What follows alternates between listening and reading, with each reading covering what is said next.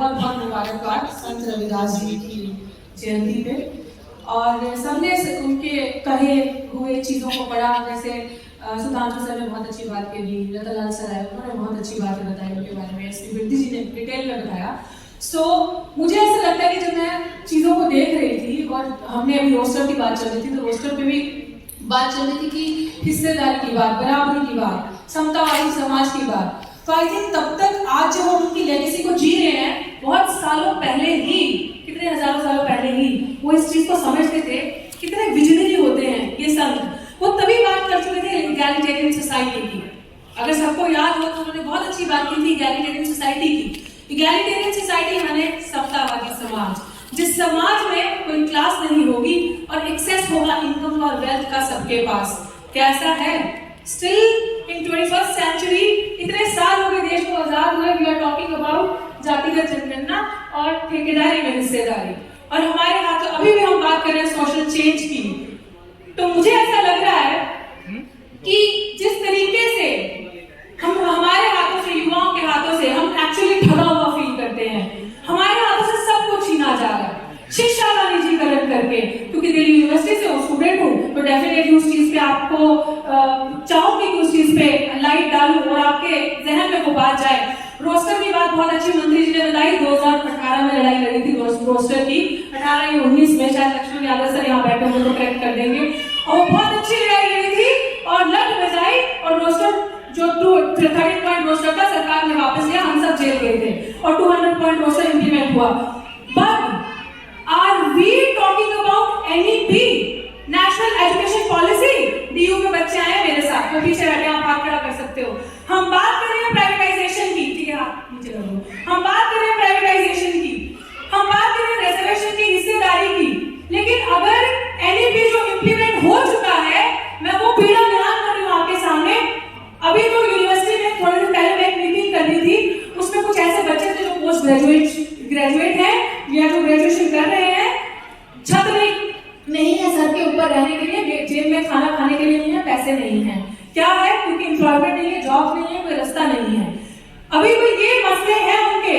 लेकिन सबसे बड़ी दिक्कत कि अगर एनईपी जिस तरीके से इंप्लीमेंट वो कर चुके हैं और प्रॉपरली सारी चीजें हो जाती है और हम बोले नहीं, उन्होंने प्रोटेस्ट नहीं किया, हमारे अंदर चेतनता नहीं आई, जागरूकता नहीं आई, तो हमारे बच्चे दिल्ली विश्वविद्यालय के दरवाजे पर खड़े नहीं हो सकते। मार्क माई वर्ड्स, दिल्ली विश्वविद्यालय के दरवाजे पर खड़े होने के लिए वो सपना नहीं देख सकते। जिस तरीके से वो नेशनल एजुकेशन पॉलिसी से शिक्षा को प्राइवेटाइज करेंगे, शिक्षा को महंगा करेंगे, टीचरों के लिए भी, जो शिक्षक है उनके लिए भी बरहाल है उस चीज का, क्योंकि ऑनलाइन टीचिंग को वो प्रमोट कर रहे हैं। आप एक्सपेक्ट करते हैं कि हमारे माँ बाप सिविल उतरे और उसका बच्चा स्मार्टफोन लेकर आए और ऑनलाइन शिक्षा का लाभ उठाए? हो सकता है वो possible? That is not possible. वो चीजें पॉसिबल नहीं है। हमें इन चीजों पे जागरूकता लानी है। एक समाज की एक बेटी होने के नाते मैं लिटरली अभी शॉक हूँ इस चीज को लेके कि हमने एनईपी पे आवाज नहीं उठाई, नेशनल एजुकेशन पॉलिसी पे आवाज नहीं उठाई, आंदोलन नहीं करे। अगर हम, क्योंकि ये सरकार बहुत चलाक है, आई टेल यू, बहुत अच्छा मुद्दा दिया है जातिगत जनगणना, ये सरकार बहुत चलाक है। हम रिसर्चर हैं और क्रिटिकल माइंडसेट से देखते हैं। ये सरकार ना आपको नैरेटिव में भटकाएगी, आपका डिस्कोर्स ही चेंज कर देगी। जहां पे आपको बात करनी चाहिए अच्छी शिक्षा की, हिस्सेदारी की, भागीदारी की, वो सरकार आपके सामने ऐसी ऐसी चीजें लाएगी जैसे 2018 में रोस्टर ले आई दिल्ली यूनिवर्सिटी में, जो कि बहुत अच्छे से मंत्री जी ने समझाया, और SC/ST एक्ट को डाइल्यूट करने के लिए आप सड़कों पे निकलो, मरते रहो, लड़ते रहो, जेल जाओ, ये काम है आपका। आपका पढ़ाई का काम नहीं है। पढ़ेंगे उनके लोग, बाबू बनेंगे उनके लोग, हमारे लोगों का यही काम है। तो मुझे इस मंच के माध्यम से आप सबको ये कहना है कि जो हिस्सेदारी है, ये जो लड़ाई है, ये वाकई में जमीनी लड़ाई है। आप लोगों को हमारा साथ देना है, क्योंकि हम यूथ होने के नाते बड़ा ठगा महसूस करते हैं। और मैं बहुत बड़ी बड़ी बातें नहीं करूंगी। मैं यहाँ पे इस मंच के माध्यम से ये बताना चाहूंगी कि हम लोगों की जो टीम है, मेरी टीम है, हम लोग बहुत सारे लोगों के साथ इस तरीके से मिले हुए हैं जो by the end of this month हम वो चीज को पब्लिक डोमेन में भी ले आएंगे। हम लोग एक प्रोजेक्ट पे काम कर रहे हैं which will generate employment, which will generate, जो हम स्किल बेस्ड ट्रेनिंग अवेयरनेस देंगे। अगर हमें घर घर तक जाना पड़ा, हम घर घर तक भी जाएंगे। हम सिर्फ बकवास नहीं करेंगे सबका साथ सबका विकास, हम एक्चुअली सबका विकास और समाज का, स्पेशली जो अंडर प्रिविलेज डिप्रेस्ड क्लासेस हमारे समाज के बच्चों को जो उनको हक नहीं मिलते, उनके लिए काम कर रहे हैं। और वो प्रोजेक्ट एम्प्लॉयमेंट जनरेट कैसे किया जाए उनके, क्योंकि मुझे ऐसा करते हैं, that's not the slogan that Baba Bhimrao Ambedkar has given us. Pay back to society means whatever little thing we have, let's share it. अगर आज मेरे पास अच्छा कपड़ा, अच्छी चीजें, अच्छा बोलना है, तो why not I share this with the same person जो मेरे समाज का Stephen Brother है, it is my responsibility, that is pay back to society. अगर आज मेरे पास बोलने का गुण है, एजुकेशन का, कोई भी गुण है, या मेरे पास धन है, that is the true sense paying back to society when I share my wealth, when I share my virtues, जो मेरे गुण है मेरे अंदर, वो मैं जमीन पे शेयर करूं, किसी एक एजेंडा के साथ काम हो, कोई एक नोशन हो, क्योंकि जिस तरीके से चीजें देखी जा रही हैं, प्राइवेटाइज बार-बार हम सुनते हैं निजीकरण करके, एक्चुअली में सब चीजों का निजीकरण करके हम लोगों से छीना जा रहा है, शिक्षा को महंगा करके, जिस तरीके से मैंने अभी आपको बताया नेशनल एजुकेशन पॉलिसी को। हाँ, मैं वो बहुत इंपॉर्टेंट ये बात कहना चाहूंगी, शायद भूल जाऊंगी तेज बोलने में, कि कास्ट सेंसस की अगर बात करें तो कास्ट सेंसस क्यों जरूरी है? क्योंकि साइकोलॉजिस्ट हूँ, मनोविज्ञान पढ़ाती प्रोफेसर हूँ मनोविज्ञान की, तो मैं जैसे बता रही थी कि ये लोग हमारे दिमाग के साथ खेलते हैं, हमारी साइकोलॉजी के साथ खेलते हैं, डिस्कोर्स और डिबेट चेंज कर देते हैं। हमें भी वो काम करना है, क्योंकि कास्ट कॉन्शियसनेस जब कास्ट सेंसस होगा, जातिगत जनगणना होगी, क्योंकि हमारे लोग डर जाते हैं, अकेले पड़ जाते हैं, हम भी अकेले पड़ जाते हैं। हम लोगों को भी लगता है, जैसे मैं वहां पे बैठी थी, किसी महिला ने कहा, रतनलाल जी बोल रहे थे कि सब लोग कहते हैं कलेक्टर बनेंगे, आईएएस बनेंगे, आईपीएस बनेंगे, कोई ये नहीं कहता परिवार बनेंगे, फूले बनेंगे, अम्बेडकर बनेंगे। तो पीछे से एक महिला बोलती कि हाँ सर इसलिए नहीं कहते क्योंकि डर लगता है बच्चे जेल चले जाएंगे। कहा ना, तो जेल चले जाएंगे, हम तो क्या जेल जाने से नहीं डरते, लेकिन बहुत सही सवाल था महिला का, क्योंकि अक्सर हम लोगों को लगता है कि भगत सिंह आना चाहिए, लेकिन मेरे भी दूसरे के घर में आए, ये लगता है। लेकिन वो कब होगा जब एक्चुअल रियलाइजेशन होगा कि वी आर एक्चुअली 85% प्लस, कि हम 85% से ज्यादा हैं, और वो कास्ट सेंसस जब होगा तो साइकोलॉजी की बात बताती हूँ कि आज इस कमरे में जितने हम लोग बैठे हैं, अगर अभी खिड़की से कोई 3 लोग हमें धमकी देंगे ना, बाहर खड़े होकर दबाने डराने की कोशिश करेंगे, तो आप मुझे बताइए आपकी साइकोलॉजी क्या कहेंगे? आप लोग डरेंगे? आप सब में से बड़े लोग हैं, माननीय लोग हैं, हम नहीं डरेंगे ना, क्योंकि हम लगेंगे इन 3 लोगों का तो मुकाबला बहुत अच्छे से करेंगे, अरे क्या है, अभी जाके मदद सिखा देंगे।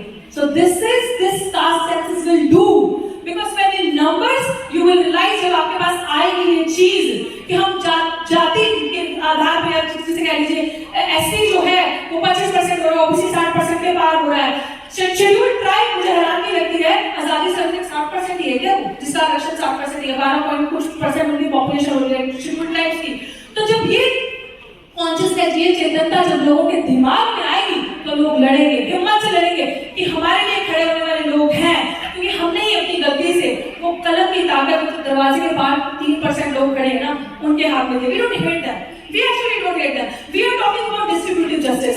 हम कह रहे हैं डू कास्ट सेंसस आप करिए, क्योंकि कास्ट सेंसस डिस्ट्रीब्यूटिव जस्टिस करेगा, वो बताएगा कि कितने परसेंट, ऑक्सफैम की रिपोर्ट है, पढ़ के देखिएगा, वो आपको बता रही है कि इस देश के 10 से 20% कुछ लोग ऐसे हैं जिनके पास इस देश की 90% वेल्थ है, ऑक्सफैम की रिपोर्ट कहती है। और वो वेल्थ कैसे बढ़ी है? इन 3 सालों में, पैंडेमिक के 3 सालों में वेल्थ डबल हो गई है, जिसके अंदर मिस्टर अडानी, जो अभी richest man of India and world में, I think his count is on 10th number पे उनका काउंट है। ये क्यों हो रहा है? पैंडेमिक के दौरान हमारे दलित लोग समाज के सड़कों पे पैदल जा रहे थे और फिरते जाते पानी तक पीने के लिए था, कुछ लोग घर पहुंचे ही नहीं। जब ये हुआ पैंडेमिक, जब कोरोना काल की पहली महामारी पड़ी थी, तो उसके बाद इनकी वेल्थ डबल हुई, नोटबंदी हुई, इनकी वेल्थ डबल हुई। हमारे लोग के लिए क्या?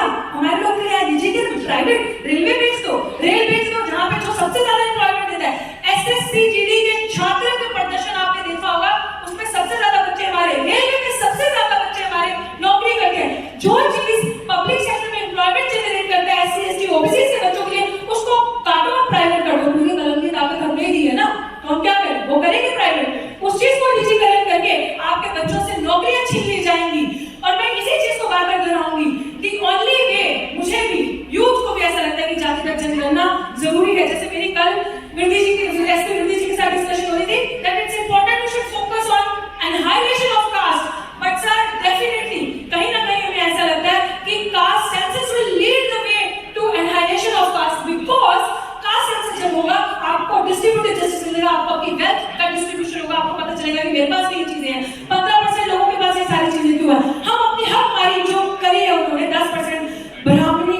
पूंजीवादी लोग, मनुवादी पूंजीवादी लोगों ने हम ले सकते हैं।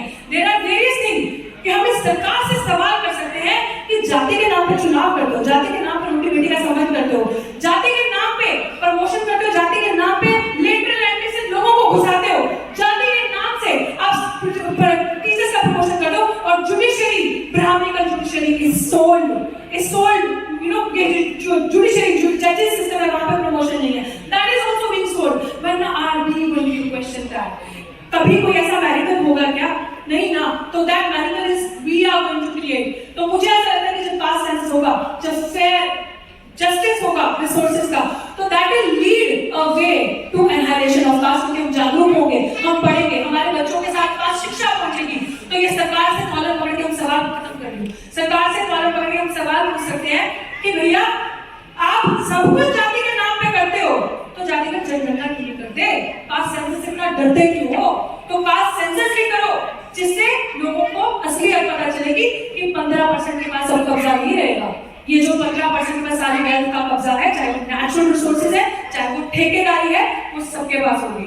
और प्राइवेट सेक्टर में भी हमें रिजर्वेशन चाहिए, जुडिशरी में भी रिजर्वेशन चाहिए, प्रोफेसर जो बनेंगे उच्च लेवल पर तभी रिजर्वेशन चाहिए, क्योंकि अगर हमारे बीच में से कोई हमारा जज होगा तो वो निष्पक्ष तरीके से जांच करेगा और हमारे बच्चों को भी न्याय की उम्मीद होगी। अंत में यही कहना चाहूंगी कि दुनिया की कोई भी जेल उठा, इस देश की कोई भी जेल उठा के देख लीजिए, randomly pick 5 people out from that jail, 2 लोग एसटी और एक मुसलमान, देख लीजिएगा गुनाह क्या है किसी को नहीं पता। तो ये युवा जो बोलता है, जिसके मुंह में आवाज है, जो ललकार लगाता है, जो चैलेंज करता है, क्योंकि इनको लगता है डर हमारी दलित भोजन की लीडरशिप से कि ये बच्चे कहीं आगे ना आए, पढ़ लिख के सवाल करेंगे, इसलिए इनके सवाल करने की जो जड़ है वो शिक्षा को खत्म करो, शिक्षा का डिजिटल करो, ताकि ये बच्चे ना आगे आए, ना पढ़ पाए। तो ये शिक्षा के दुश्मन है, और शिक्षा चीजों को सबको हम तभी बचा सकते हैं जब हम एक हो जाए, जागरूकता से मंच पे आए, और खाली ये जो ऋतु सिंह भाषणबाजी कर रही है वो भाषणबाजी ना करे, बट इन एक्चुअल टर्म्स पे बैक टू सोसाइटी का मतलब समझ के ग्राउंड पे काम करके पे बैक टू सोसाइटी करे, युवा को जागरूक करके कड़ी से कड़ी जोड़कर काम करे, और अपने लोगों के लिए एम्प्लॉयमेंट जनरेट करे, जो स्किल बेस्ड ट्रेनिंग है वो दे, काम करे, and that I am up for it. और मैं यहाँ से प्रण लेके जा रही हूँ, और ये चीजें मैंने आपके सामने भी रखी है। With in span of 15 days हम इसको पब्लिक डोमेन में ला देंगे कि हम यूथ मिलके क्या कर रहे हैं। और मैं इसी के शब्दों के साथ आप सबसे अपनी वाणी को मैं विराम दूंगी। मैंने एक सांस में बहुत कुछ कह दिया, माफ कर देना, मैं बैठी हुई हो नहीं करेंगे तो नहीं चलेगा, फैमिली है, फैमिली शेयर नहीं करेंगे तो कहाँ करेंगे। तो यही सब कहना था, और इसी के साथ थैंक यू। जय भीम, जय संविधान, और जय भारत, इंकलाब जिंदाबाद।